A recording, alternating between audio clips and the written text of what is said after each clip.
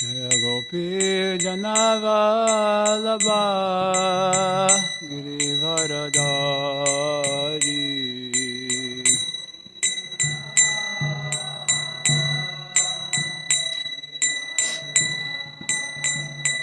Jasonandana Braja Janaranjana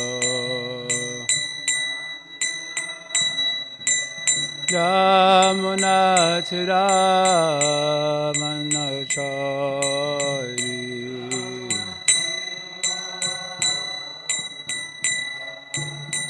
Jaya Radha Madhava Kunja Bihari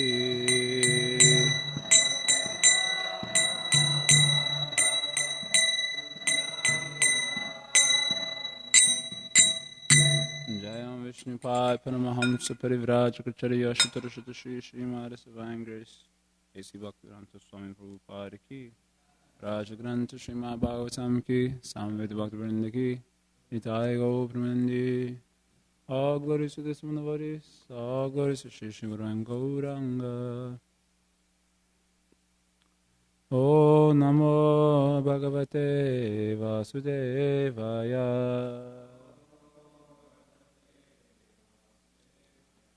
O Namo Bhagavate Vasudevaya. O Namo Bhagavate Vasudevaya.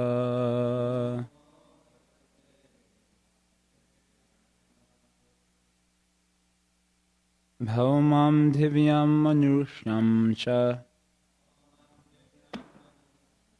Mahitvam Karma Yogajam Yash Chakre Nirayau Bhamyam Purusha Nujana Priyaha Bhaumam Divyam Manushyam Cha Mahitvam Karma Yogajam Yashchakre Narayau Pamyam Purusha Nujana Priyaha.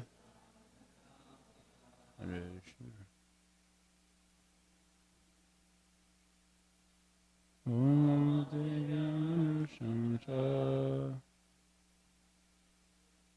Manitam Kamayokajam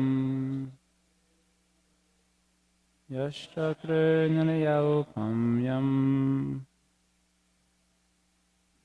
Purusha Nujana Priyaha. Omam Divyam Manusham Cha Mahitam Kamayokajam Yashchakre Nanayau Pamyam Purusha Nujana Priyaha. Mothers, Omam Divyam Manusham Cha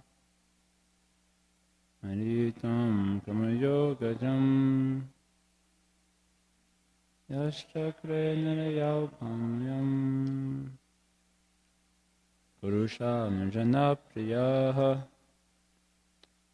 Bhomam of the lower planets, Divyam heavenly, Manusham of human beings, Cha also, Maritvam all opulences, Karma by fruit of activities, Yoga by mystic power, Jam born, Yaha one who, Chakre dead, Niraya with hell, Opamyam comparison or equality, Purusha of the Supreme Personality of Godhead,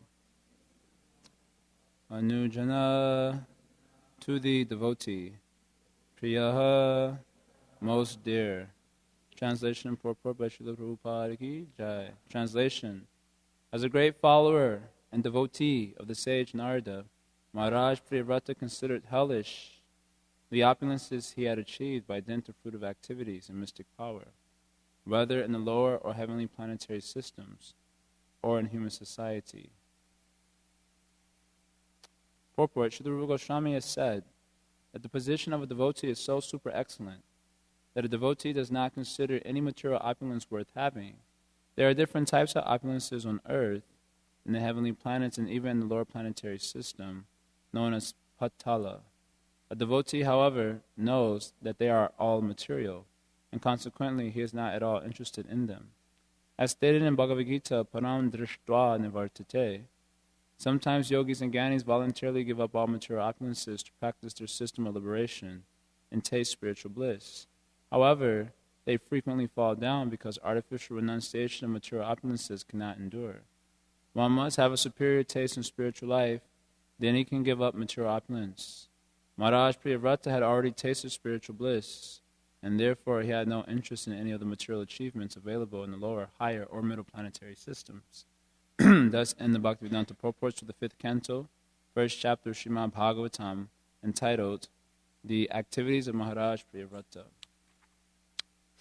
Om Agyantimirandasya Gyananjana Shalakaya Chakshurun Militam Yena Tasmai Shri Guruve Namaha Shri Chaitanya Manobhishtam Stapitam Yena Bhutale Swayam Rupa Kadhamayam Tadhati Swapadantikam Vanchakalpatarubhyascha Kripa Sindhu Merevacha Patitanam Pavanebhyo Vaishnavebhyo Namo Namaha Jaya Shri Krishna Chaitanya Prabhu Nityananda Shri Advaita Gadadhar Shivasari Gaura Bhakta Vrinda Hare Krishna Krishna Krishna Hare Hare Hare Rama Rama Rama Hare Hare.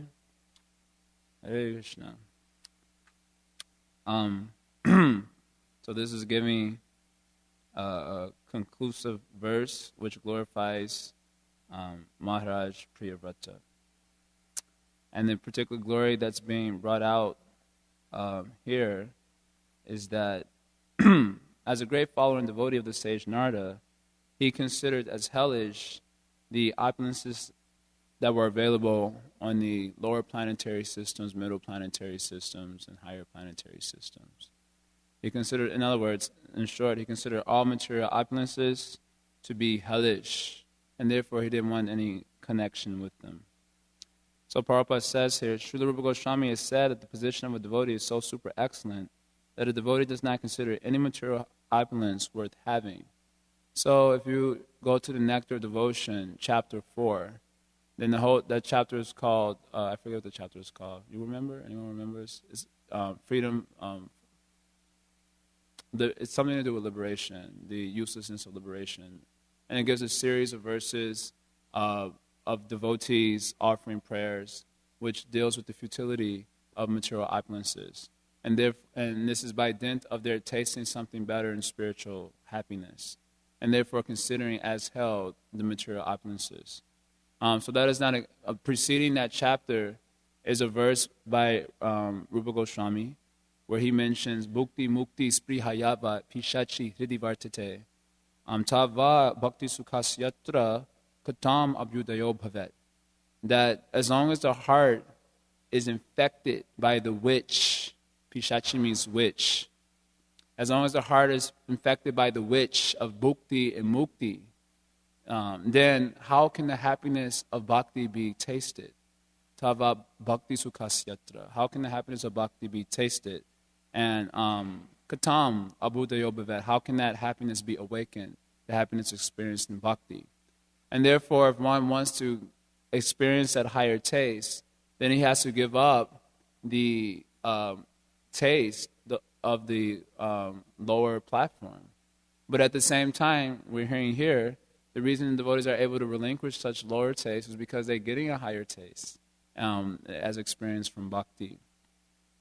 So there's a little bit of a circle there.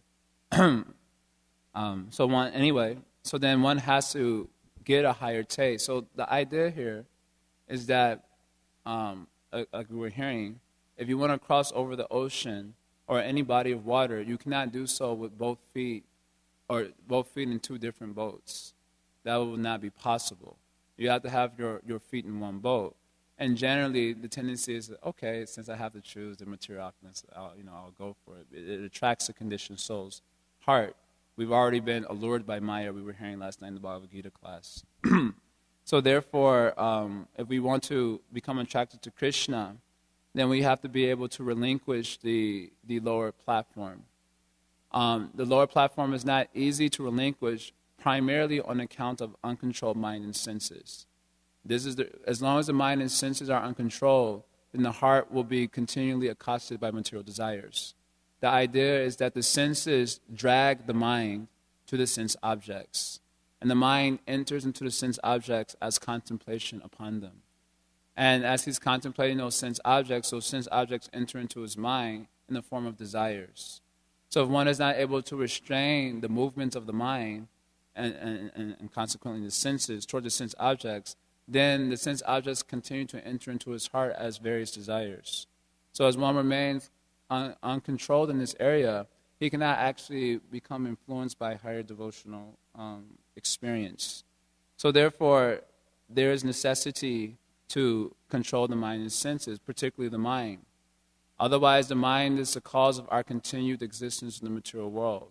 It torments the heart in the form of so many material desires, which the mind is identifying with on account of ignorance of his constitutional position. So then, how to control the mind? That is the question. That is the primary question. Since the mind is the primary reason we continue to perpetuate our miserable existence, so how do we control the mind? All the practices of yoga, dharma, austerity, religious principles, piety, all these various practices are primarily meant for controlling the mind. Because without controlling the mind, one can actually give up material desires, and then one cannot get out of the material world on account of material desires. This is a verse from the Srimad Bhagavatam 11th Canto. So how does one control the mind? So in Param Drishta Nivartate, the mind can actually only be controlled by a higher relationship. Right now, the mind is being pulled by the lower relationship of the senses with the sense objects. And it's getting some rasa from that relationship, therefore it continues to remain attracted. And unless there's a greater attraction on the other side, then the magnetism of the lower attraction keeps the iron-like heart of the living entity bound up to material existence, right? Just like magnets attract iron, right? So the living entity's heart is hard like iron on account of his aversion to Krishna.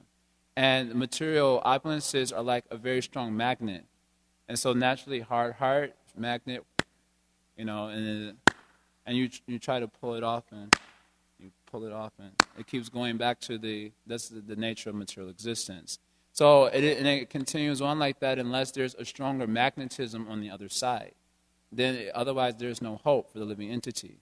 So the stronger magnetism has to be a higher relationship with the spiritual, with Krishna. And he has to feel that relationship with Krishna, the magnetism in that relationship with Krishna. Otherwise, the other magnet is continuing to attract this iron-like heart.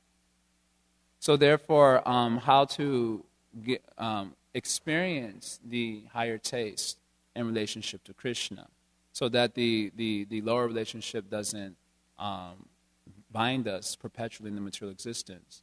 So it happens to be the age of Kali Yuga. So in the age of Kali Yuga, the primary methodology for experiencing higher taste happens to be Nam Bhajan, or the worship of Krishna through the holy name. That's the actual method of attaining higher taste. So if one, there's no question about the processes of self-realization in Kali Yuga. I mean, just by dint of observation, you can see no one's doing anything else. They're just doing sense gratification. So the only hope for the living entity in the age of Kali is, of course, the chanting of the holy name of Krishna. He has to be able to experience that a higher taste to break the magnetism of the lower platform. But in the cultivation of non-bhajan, it can be a long discussion. I'm not going to do that. The most important things in the cultivation of non-bhajan, the worship of the holy name of Krishna, per the instructions of Rupa Goswami and nectar of instruction, the two, let's say, broad categories of necessity for developing a deeper experience in chanting the holy name. The first is Sadachar, and the second is Vaishnava Sangha. So 3 verses are dedicated to Sadachar, and then 3 verses are dedicated to Vaishnava Sangha. And then Rupa Goswami discusses non-bhajan, verse number 7. So if one does not have proper Sadachar and also proper Vaishnava relations, then his non-bhajan will be impeded. And then he's not able to get the higher taste. And on account of not getting the higher taste, his heart remains iron-like, and he remains attracted to the material opulences. So for those who are serious about getting out of the material world, then they have to chant Hare Krishna. But they have to do so with proper Sadachar and proper Vaishnava Sangha in place in order to be successful in their chanting of Hare Krishna. Otherwise, it continues on account of improper Vaishnava Sangha and improper Sadachar, then one's bhajan is infested with aparad. And on account of aparadam, then he's not able to get anything out of his chanting. Rather, his aparadam, his chanting nam aparad, will actually increase his material desires for sense enjoyment. This is described by Srila Bhaktisiddhanta Saraswati Thakur, and Prabhupada's quoting Bhaktisiddhanta Saraswati Thakur in his discussion of the creeper of devotion. And discussing the many impediments that come up when we're trying to water the devotional creeper by hearing chanting, one of the major obstacles is nam aparad. And nam aparad, this is described there by Bhaktisiddhanta Saraswati Thakur, actually increases the desires for material sense enjoyment. So if one is not assiduously cultivating the name, assiduously means with great care and attention, perseverance, then it should not be at all astonishing that you see people suddenly leaving Krishna consciousness to pursue that magnetic relationship on the material platform. It should not be at all astonishing. And this is just only due on account of inattention and the assiduous cultivation of the name, according to the directions of the Rupanuga Vaishnavas, like that. So, in short, the essence of cultivating proper sadachar is mentioned by Mahaprabhu, asat sangha tyaga e Vaishnava achar. So when he discusses the achar of a Vaishnava, he emphasizes on the point of asat sangha, tyag, renouncing, giving up the asat situation. Because as long as one doesn't give up the asat, then even if he's trying to cultivate sat, it will be ineffective. That's like trying to clean your clothes and keeping the thing which is making it dirty attached to it. It's like trying to clean your clothes with dirt. It would be a useless endeavor. So similarly, if one does not give up the attachment to a sat, or renounces it, then ultimately his achar will lead him to misbehavior, and therefore aparadam will actually take place. Of course, Mahaprabhu mentions 2 things particularly: the association of the opposite sex and the association of non-devotees. So that basically means the whole material existence, by the way. And that's all it's filled with, non-devotees and the association of the object of sex desire. And it's made verily available to us through internet, through magazines, through the kata of the various persons, including the neophyte devotees. It's been flushed on our consciousness. So in this way, we're always getting that asat sangha, and we're regularly getting that asat sangha. And on account of that, there's a tendency of an offensive mentality in the form of criticism that that becomes prominent, and other such things that are aspects of offensive mentality. So the first thing is that we must give up the asat sangha. This is the essence of sadachar. And after that, cultivate the positive side, the positive side, which is Vaishnava Sangha. Tato du sanga ushregya sasu sajeta buddhiman. If one is an intelligent person, then the first thing he does is do sanga ushregya. He gives up do sanga, bad association. And the second thing he does is satsu sajeta, means he cultivates attachment for the sadhus. So this verse nicely summarizes. On the one hand, his sadhachara is giving up the do sanga, and the positive aspect is cultivating Vaishnava Sangha. So by the positive cultivation of Vaishnava Sangha, he is able to hear from Vaishnavas. This is the key point. To associate with the society of devotees means to associate with the process of hearing and chanting. That's what it means to associate with Vaishnavas. And when one, but of course, if one is not cultivating the positive sadhachar, then what happens is he has many material attachments. So the words of the sadhus will be very piercing, and he'll develop misgivings for them. It is mentioned like that. The same verse I quoted, Satsu Sajeta Buddhiman. Next line, Santa Evasya Chindanti Mano Vyasangam Uktibihi. Describing what the sadhu does with the individual, is this is Krishna speaking. He mentions that the devotee's words cut the mind's dangerous attachments. Manovya Sangam. Remember, the mind is the reason we're continuing with material desires, as I already discussed. So the sadhu is coming with a transcendental machete, if you will. But because we're attached to all those things, when he starts cutting, he's like, oh, this is a fight, and immediately misgivings come in the heart. So, and the reason we are not willing to relinquish the attachment is due to an improper sadhachar. So the attachments are actually being nourished by our bad behavior or our misbehavior.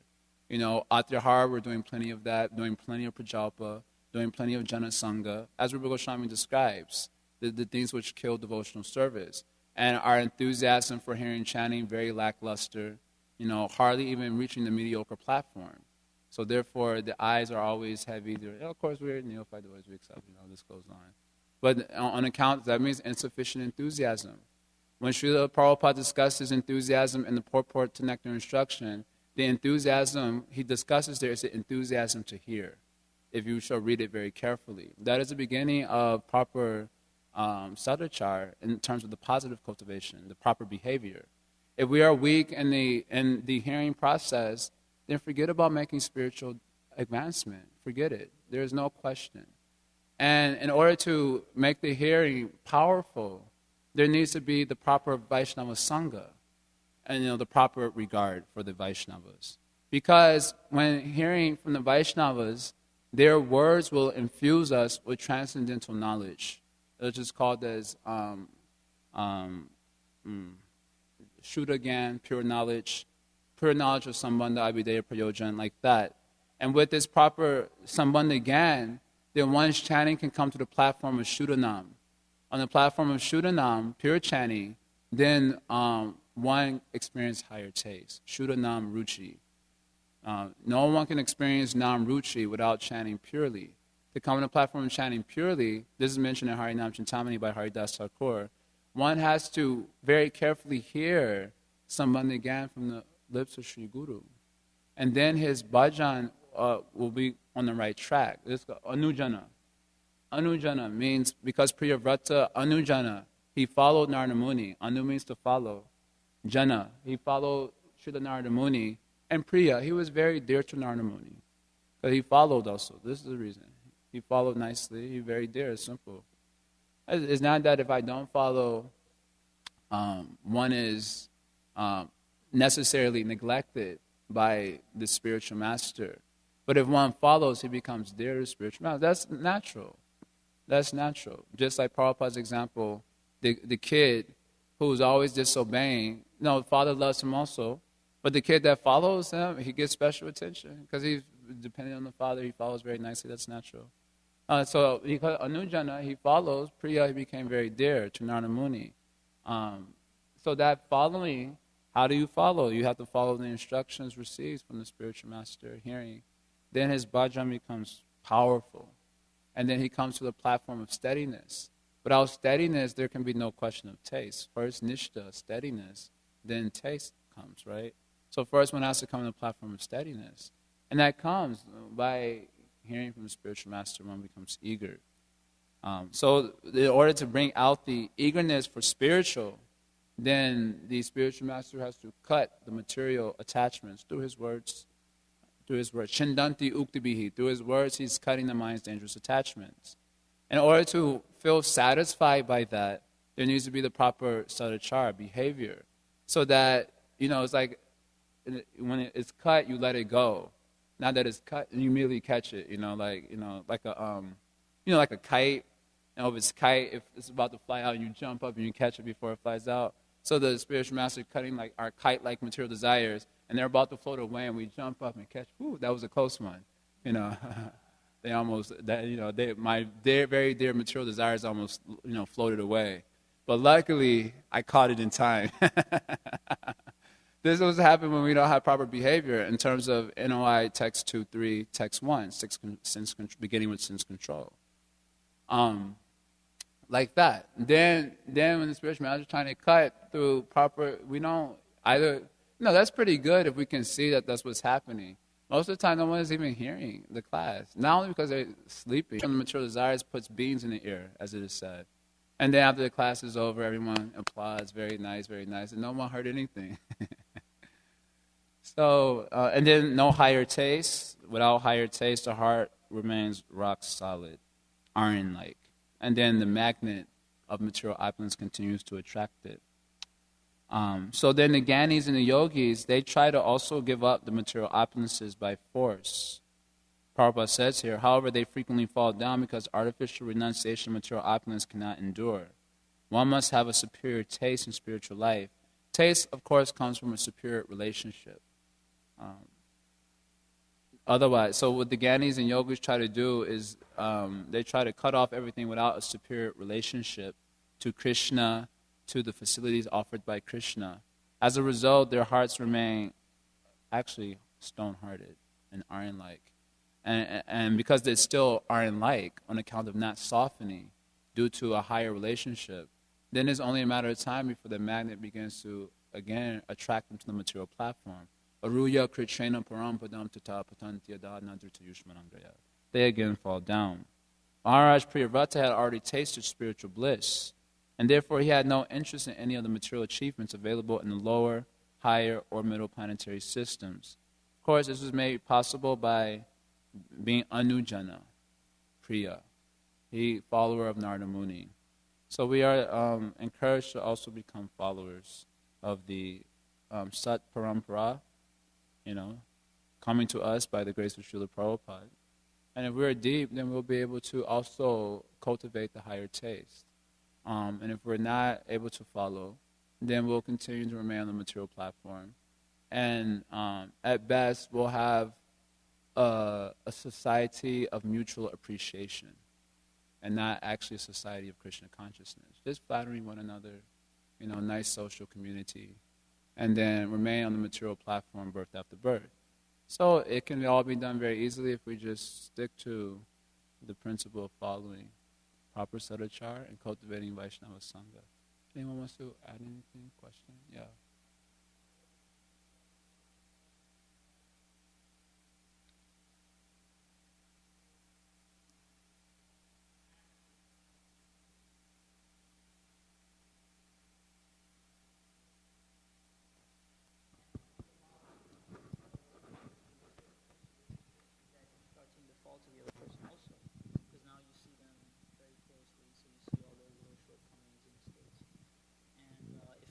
Careful, if his mind is not pure, he'll start to find fault.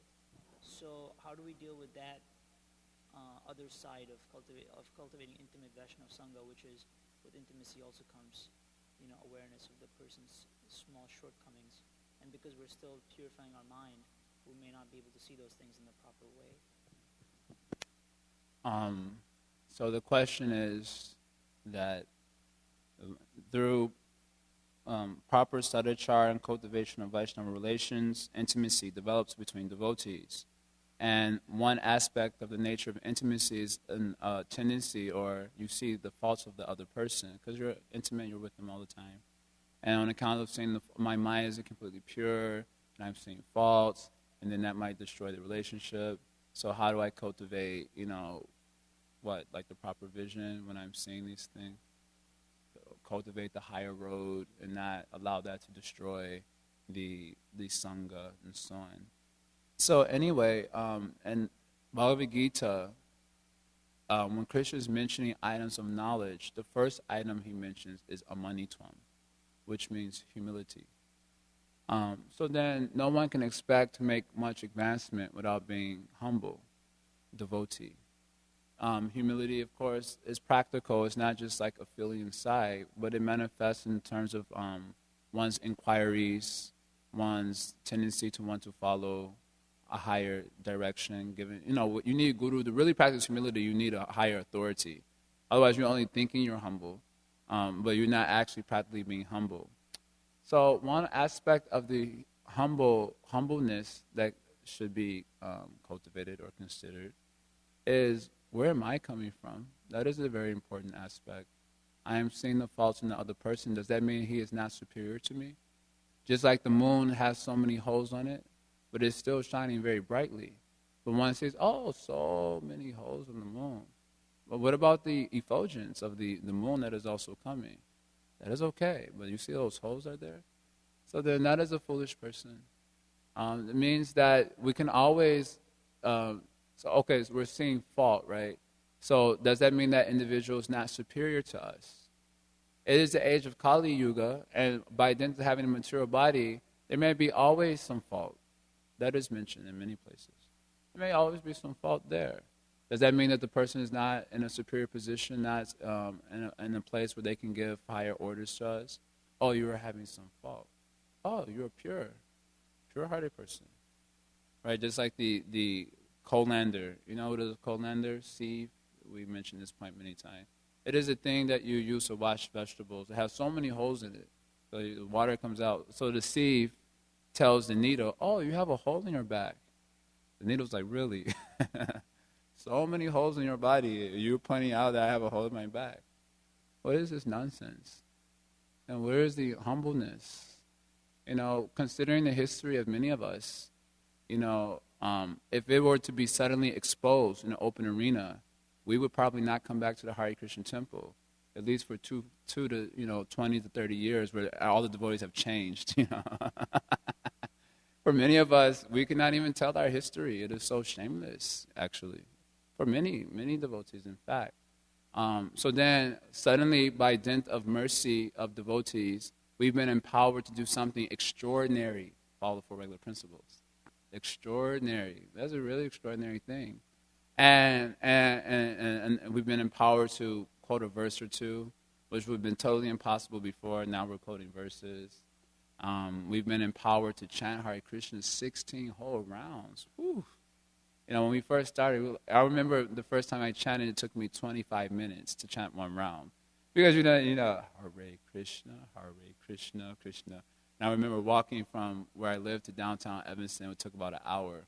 And it took me about half an hour. And I remember it took me the whole time to chant one round.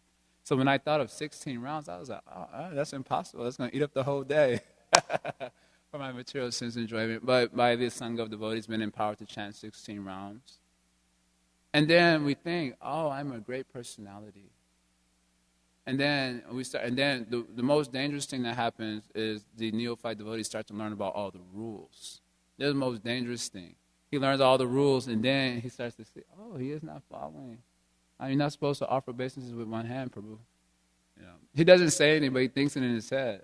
Or you're supposed to, cover your feet for when you're sitting. You should cover your feet. You didn't cover your feet.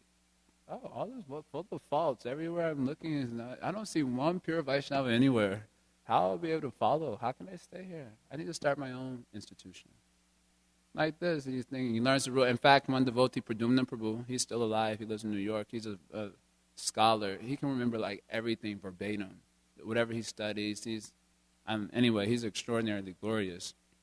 He was a Sanskrit scholar. Now, Prabhupada was very proud to show him around. He would take him everywhere to show Steve. One of my white elephants is expert in Sanskrit and so on. And one time he was learning the Hari Bhakti Vilas, which deals with all the Sadachara Vaishnavism given by Sanatana Goswami. And Srila Prabhupada saw that Prabhupada always used to tell him he reads too many books. He always thought that was a problem. And he was reading his Hari Bhakti Vilas, and Srila Prabhupada said, "What is that?" And he told Prabhupada, "This is Hari Bhakti Vilas, Sanatana Goswami." He was feeling very happy. And Prabhupada said, "You better start reading that, you're going to fall down." and he said, "But it's Sanatana Goswami." He said, if you learn all the actual Sadachara, you will see all your God brothers, none of them are doing that, and you will simply find fault with them. You meditate on their faults all the time. So he told them to start reading that. So we learn all these things. We get a little empowered to learn all these things, and then we think we are very nice devotees.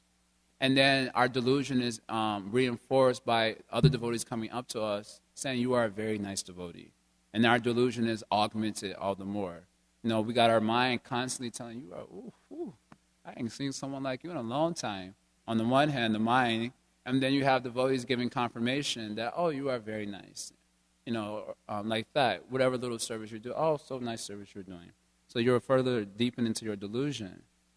But if your history were to be exposed right now in an open assembly, then probably you wouldn't be able to show your face in that open assembly. Immediately you will feel so embarrassed that you would have to run out. So do we not have a past? And so like we have a past, do not others have a past that they're working through? So why can't our mind go to this type of understanding when the tendency for finding fault is there? Just as they're struggling to come to a higher platform, the devotee that you're intimately associating with, then they will be going through their various struggles to come to a higher platform. They have their histories. They have, conditioned history from many lifetimes and trying to become Krishna conscious, as do I. So then, what right do I have to find fault? And then if we were to think, maybe let me compare my history and that history of that individual, then we might feel, all the more shameless. So this is called humbleness. Humbleness, an aspect of humbleness is repentance. Another aspect of humbleness is gratitude. And both should be cultivated. And that way we might be protected in our chanting of Hare Krishna. Trinada pisuni chena, torori vasa hishtuna, amanina manadena kirtaniya sadahari. If we don't wear this verse as a necklace around our neck, Kaviraj Goswami says you should string this verse on the, take this verse and put it on the string of the holy name and wear it around your neck, beginning with this humble attitude as I've just described. If we're not willing to do that, or let's say not willing, if we lack determination to do so, then we're going to be finding fault, this, that, and the other, and then, finish our spiritual life. And it's really that simple. It's not like there needs to be tons of discussion about it. It's really that simple. If we lack determination to take the humble road, Sanatana Goswami's instruction, I mentioned it many times in Brihad Bhagavatamrita, he mentions that, particularly for a sadhaka, that he should adopt the speech, mentality, and behavior that will fix him in a humble state of in humbleness. With his intelligence, he should adopt the speech, the behavior, and the mentality that will keep him fixed in humbleness. This is the instruction of Sanatana Goswami. That requires, of course, determination. So if we're weak in our determination, then it's just this simple. We're going to fall down. It's just going to be a gradual build-up of the faults of devotees, the faults of the temple, the faults with the deity, the faults with the whole world. No one is good. And then it's just fall down after that. So we are encouraged by Kaviraj Goswami to string this verse, Trinadapi, on our necks. Wear it on our necks, string it on the holy name, wear it on our necks. And in this way we are hopeful entities. We need determination in this attitude like that. I don't know if that's satisfied. Yeah. So you were describing the sequence of nectar of instruction, Sadachar, Vaishnav Sangha, chanting of the holy name. And in this purport, we're hearing the fallacy of artificial, you could say, Sadachar, artificial, meaning like trying to achieve a spiritual platform of behavior without having a spiritual understanding or complete understanding. You had mentioned that that can't be done without a higher relationship. So in the beginning, because the higher relationship is, I mean, to some extent, I mean, we experience happiness when chanting even from the very beginning. That can happen until you start committing offenses and stuff. But in general, what are some recommendations that are given for how to quickly, you mentioned hearing and allowing the conceptions to change, but is there more to that understanding how to not remain in the artificial position of renouncing the durachar kind of activities? Is it like a quicker way of doing that? Well, I don't know. I mean, I'm just taking some components, but maybe like if there's a more focused understanding of like the path to both performing sadachar and also quickly getting out of that artificial position, you know. Because it's not like when we come, we say, I mean, well, there is a gradual progression, I guess there can be, but not everybody takes it like that. It can be you come and you associate with devotees for a long time, and then you start to gradually hear, and then blah, blah, blah, blah. But, you know, generally, I mean, a lot of times that doesn't happen. A lot of times it's like, oh, I want to do this, so let me be serious, and then I want to stop this, and da-da-da. And then you're there. So now, what's the higher taste? Well, the higher taste remains the same, right? Hopefully, I don't know. Well, my description of higher taste was that it's a higher relationship. Of course, the higher relationship is a relationship with Krishna. Yeah. And through Nam, through deity worship, through the topics of Krishna. And that higher relationship, of course, is extended to us through devotees who are teaching us how to chant, vibrating the kata that we can hear, engaging us in the deity worship, you know, etc. And it's supposed to be ever fresh. Like you said, provided we don't commit operatum, then this is supposed to be like an ever fresh experience. So the higher taste remains the same, a higher relationship that is experienced in newer and newer ways on account of one's serious attitude to continue to develop that higher relationship like that. And it can happen nicely, smoothly, you know, with this principle, Anujana Priya. Anujana means he was a follower of Narada Muni. So the higher Vaishnava Sangha helps to protect our, purify our bhajan. He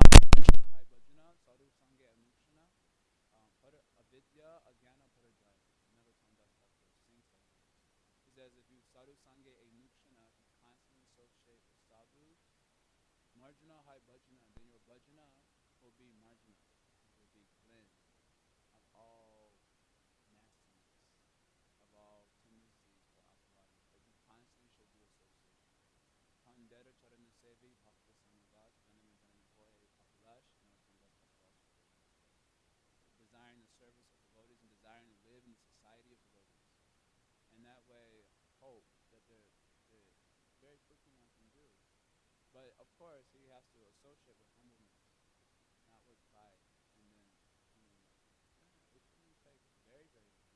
In fact, we see many times when we first came, there was some humbleness because we were just in such a wretched situation that there was some humbleness, you know. And so, I remember thinking when I came to a Bhagavatam class in Detroit, I remember Amian Vilas Maharaj was in class, and there was, you know, Bhagavatam verses there. Mostly Westerners sitting in the audience at that time. And he, you know, sang the verse, and all the devotees were just one after another chanting, wow, pure devotees, they're exalted personalities, you know. So I was, who can speak Sanskrit? And they were all just like it was nothing, you know, just like it was beautiful. But I was new at that time. I'm lost. I'm in such a wretched situation. And then after I was around devotees sometime, I said, oh, that's enough. Start looking for applause, you know. And we came with humbleness. We got a little bit empowered through Sangha. And because we forgot the source of empowerment, namely the Sangha, which allowed us to do everything, then we become puffed up. And then we got to get smashed on account of forgetfulness. Smaranam is the reason or let's say lack of smarana, remembrance of how we're getting strength to do what we're doing. That's the source of operatum. You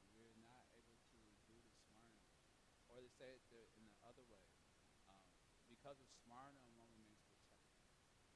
He always remembers his position, not only before, but at present, Jaime would continue. Because of that Smarna, he is freed from the apparatus. If one can live in a society of devotees and practice with Smarna, it doesn't seem like it should take very long, because we do experience in the beginning, because that was there. It was like, I don't know, I remember with me, it felt like zoom.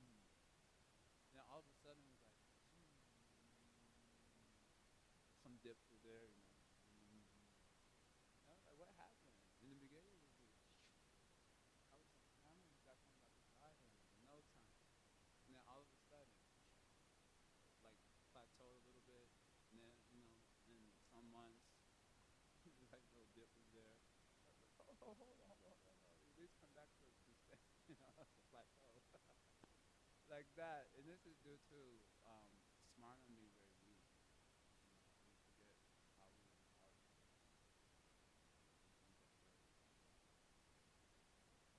Overly intense studies. Like that. I mean, I didn't. Well, he mentioned two things of humility in his gratitude. Or quality, whatever, for being able to remember. Yeah. So that one's obviously important. Yeah. Okay, thanks. Okay, anyone else wants to say anything? Add anything to the discussion? No? Srila Prabhupada ki jai.